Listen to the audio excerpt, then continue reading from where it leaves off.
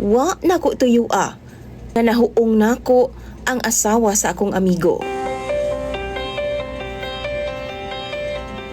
Tawagan na lang ko ninyo sa pangalang Melvin. 37 anyos na ko ug minyo na pod DJ Sam. Usa ko ka security guard. Ug naguol kaayo ko sa akong sitwasyon karon, mao nang nanginahanglan jud ko kaayo sa advice sa imong mga followers. Nakita na ako nga daghan jud ang mga ga-advise sa comment section, mao nang nanimpalad pod ko nga malinawan pod ang akong sitwasyon. Nagsugod man gud niya akong problema DJ Sam. Dihang gi-invite ko sa ako ang suod nga amigo nga tawgon na lang nato sa pangalang Roy Roy. Birthday ni atong higayuna sa iyahang anak.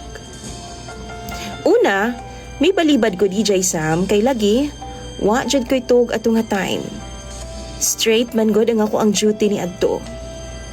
Pero kay basin malain ang akong amigo ug namugos pod siya. Mao tong nirespeto na lang ko. Human sa kaon, wa jud masayop. Naa jud tagay-tagay DJ Sam. Apan wa ko milungtad og dugay sa tagay, kay lagi halang na jud kaayo nga akong mga mata. Katulugon na pod kaayo ko DJ Sam.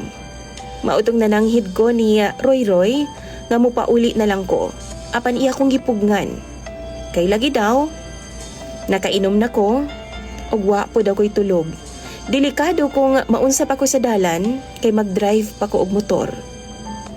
Dito na lang una daw ko sa ilaha magpahuway.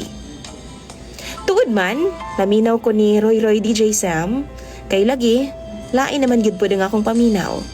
Tingali pag matinuod ang iyang giingon nga madisgrasya ko sa daan. Na, wa pawiya gid in taon ko'y liwat. Mautong nagunahuna ko nga matug lang una bisan pila lang ka oras. Sakto pod, naapato sa mga alas 7 sa gabi busy pagkaisi pare sa iyang mga bisita.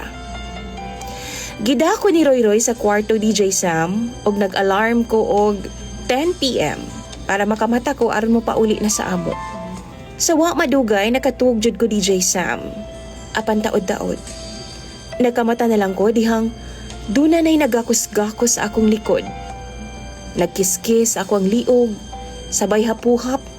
Gikan sa akong dughan, paingon tuok-tuok sa akong kargada DJ Sam. Napukaw gid tawag kalit ang akong dragon nga natuog unta sabay nako. Perte nang isuga. Nakapalong sab ang suga ug ngit-ngit kaayo. Maong di nako makita kung kinsay na nag-iya atong mga kamuta DJ Sam. Wa pa siya makontento. Nipatong siya nako. Ug iya kong gihubuan. Ug kay wa na pod makontrol ang kainit nga akong gibati, nagkumbati jud mi atong higayuna. Human sa kumbati DJ Sam, gipasiga na niya ang suga. Ug didto ni tambada sa akong atubangan ang dagway sa asawa ni Roy Roy. Nakurat siya. Ug nakita nako nga naulaw siya DJ Sam. Nagdali-dali siya ilis ug pagawa sa kwarto. Ako nga nahibilin, wa makasabot sa akong gibati. Natulala ko kadali, nakuratan, nga nalamian, nga nahadlok, nga basin og maabtan mi og mapatay ko ni Roy Roy. Mao to nag-ilis kog dali-dali DJ Sam og nananghid nga mo pauli na lang. Nawa gud ang akong kakatulgon. Wa gid ko nahimutang og gunahuna DJ Sam.